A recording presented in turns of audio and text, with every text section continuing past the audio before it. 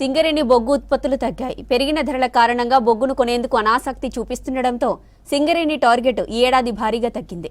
ఏడాదికి 60 మిలియన్ టన్నుల ఉత్పత్తి టార్గెట్ పెట్టడం ఇప్పుడు కార్మిక వర్గాల్లో తీవ్ర చర్చ నడుస్తోంది.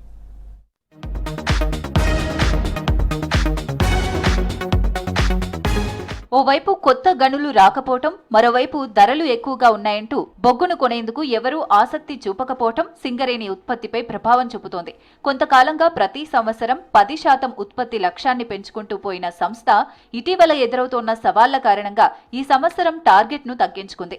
గతేడాది 76 మిలియన్ టన్నుల టార్గెట్ ను పెట్టుకోగా చివరకు 58 మిలియన్ టన్నుల ఉత్పత్తికే పరిమితమైంది. దీంతో 2026-27 సంవత్సరంలో ఉత్పత్తి లక్ష్యాన్ని 60 మిలియన్ టన్నులు కుదించడం కార్మిక వర్గాల్లో చర్చనీయాంశంగా మారింది.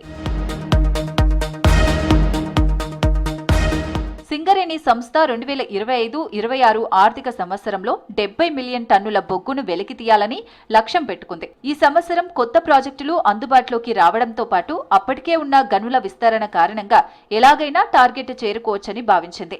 ఒడిశా రాష్ట్రంలో తొలిసారిగా తీసుకున్న నైని బొగ్గు బ్లాక్ 10 మిలియన్ టన్నుల బొగ్గును వెలికి తీయాలని ప్లాన్ చేసింది. దీంతో పాటు కొత్తగూడెంలోని వీకే కోల్ మైన్స్, బెల్లంపల్లి ప్రాంతంలోని గోలేటి ఓసిపి, ఇల్లందులోని జేకే ఓసిపి, బెల్లంపల్లి ప్రాంతంలోని ఎంవీకే ఓసిపి గనుల నుంచి సైతం బొగ్గును వెలికి తీసేందుకు అన్ని ఏర్పాట్లు చేసుకుంది.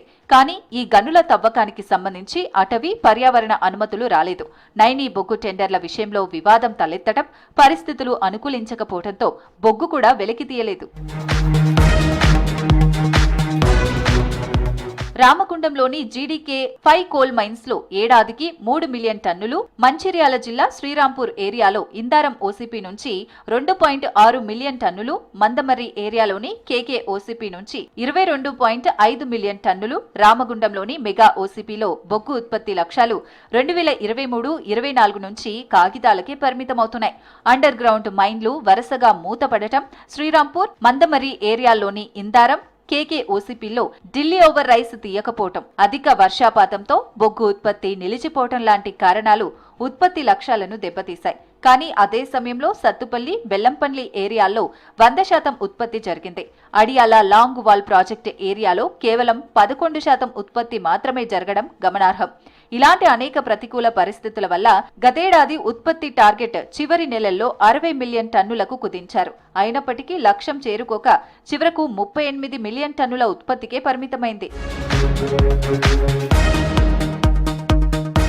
సింగరేణిలో ఉత్పత్తి అవుతున్న బొగ్గులో 80% థర్మల్ పవర్ కేంద్రాలే కొనుగోలు చేస్తున్నాయి. తెలంగాణ జెన్కో, ఎన్టీపీసీ, ఆంధ్ర జెన్కో, కేపీసీఎల్, మహారాష్ట్ర జెన్కో, తమిళనాడు విద్యుత్ ఉత్పత్తి సంస్థలు ఈ బొగ్గును కొంటున్నాయి.